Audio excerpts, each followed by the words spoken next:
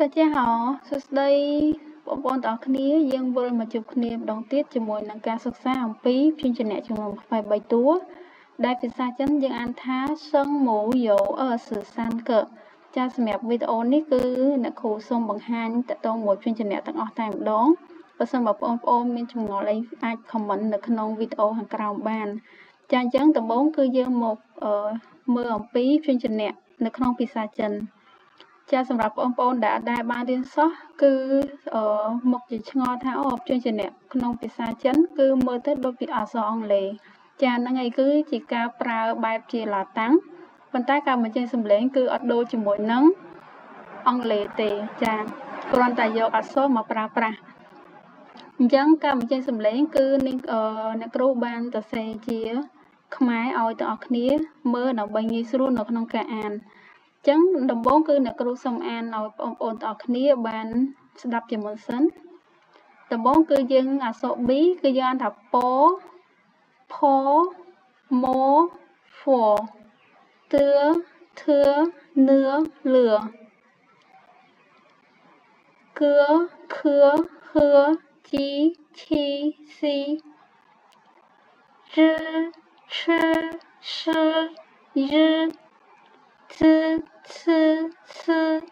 អ៊ីអូចាឥឡូវយើងមកអានម្ដងទៀតពផមួហ្វទឿធឿនឿលឿគឿខឿហឿជីឈីស៊ីរឈឈយទឈសអ៊ីអូចាអញ្ចឹងបងប្អូនគ្នាអាចពិបាកបន្តិចតើតើមួយការបញ្ចេញសំឡេងនៅផ្នែកជឺឈឺសឺនិងជឺឈឺសឺអញ្ចឹងបងប្អូនគ្នាអាចណូតចំណាំនៅពេលដែលយើងចង់អានពពួក ZH CH និង SH បងប្អូនគ្នាគឺត្រូវប្រើអណ្ដាតរបស់យើងនឹងទល់ជាមួយនឹងក្អមខាងលើទីឯជឺឈឺសឺដែលអត់មានអក្សរ H ពីខាងក្រោមហ្នឹងគឺយើងត្រូវយកធ្មេញរបស់យើងលើក្រោមហ្នឹងទល់គ្នាហើយយើងយកអណ្ដាតទល់ជាមួយនឹងធ្មេញអញ្ចឹងវាបញ្ចេញតែសំឡេងជាខ្យល់ហើយសំឡេងស្រាលអញ្ចឹងទើបការបញ្ចេញសំឡេងបានត្រឹមត្រូវចា៎អញ្ចឹងមេរៀនរបស់យើងថ្ងៃនេះគឺមានប៉ុណ្ណឹងដើម្បីឲ្យបងប្អូនគ្នាអាចងាយស្រួលនៅក្នុងការចេះបានគឺត្រូវធ្វើជាលំហាត់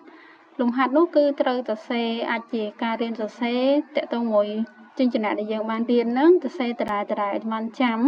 ហើយរៀនអានដើម្បីចំណាំថាព្យញ្ជនៈអក្សរ B នេះគឺយើងអានថាម៉េចចាអញ្ចឹងទើបការរៀនរបស់យើងគឺយើងអាចឈានទៅដល់ការចេះពេញលេញចាអញ្ចឹងថ្ងៃនេះអ្នកគ្រូបង្ហាញតទៅមួយវីដេអូព្យញ្ជនៈ23តួមានប៉ុណ្ណឹងចាបើសិនបើមានកន្លែងណាដែលមិនទាន់ច្បាស់គឺអាច comment សួរអ្នកគ្រូបាននៅខាងក្រោមវីដេអូនេះបានណាចាអញ្ចឹងអរគុណច្រើនចាជៀន